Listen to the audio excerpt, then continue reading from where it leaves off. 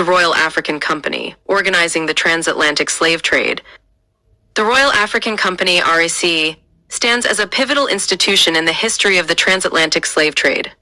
Established in 1672 by the Stuart monarchy of England, the company played a significant role in facilitating the transportation of enslaved Africans to the Americas.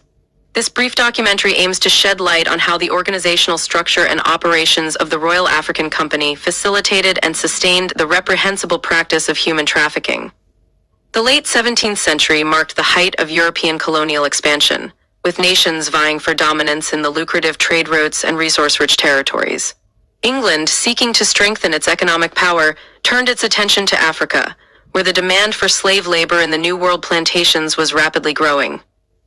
The formation of the Royal African Company was a strategic move to monopolize the slave trade and maximize profits for the Crown and its investors. The RAC was granted a charter by King Charles II, granting it exclusive rights to trade along the West African coast. Under this charter, the company held a monopoly on the export of slaves to English colonies in the Americas. The organization of the RAC was hierarchical, with a board of directors overseeing its operations. These directors were often influential figures in English society, including nobles, merchants, and politicians, who stood to gain financially from the company's ventures. The RAC had several influential directors throughout its existence.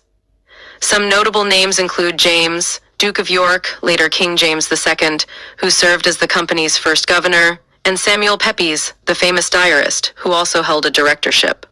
Additionally, figures like Edward Colston and William Courtine were involved in its leadership.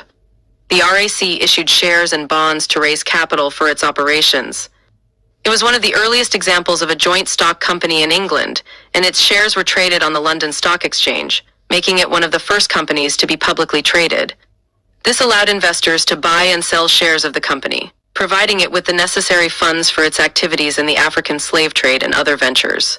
The primary activity of the RAC was the procurement and transportation of enslaved Africans. The company established forts and trading posts along the African coast where they conducted raids, negotiated with local leaders, and purchased captives from African slave traders.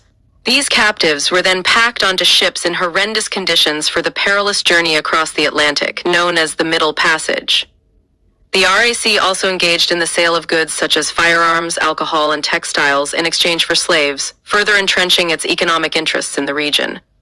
The Royal African Company's operations had devastating consequences for millions of Africans who were forcibly enslaved and transported to the Americas. The brutal conditions of the Middle Passage led to the deaths of countless individuals, while those who survived faced a lifetime of exploitation and suffering on the plantations. The RAC's monopoly on the slave trade contributed to the entrenchment of racial hierarchies and the perpetuation of systemic oppression that continues to impact societies today. The RAC played a central role in organizing and perpetuating the transatlantic slave trade during the 17th and 18th centuries. Through its monopoly on the trade and ruthless pursuit of profit, the RAC contributed to the dehumanization and exploitation of millions of Africans. While the company ceased to exist in its original form by the early 18th century, its legacy serves as a stark reminder of the atrocities committed in the name of economic gain and colonial domination.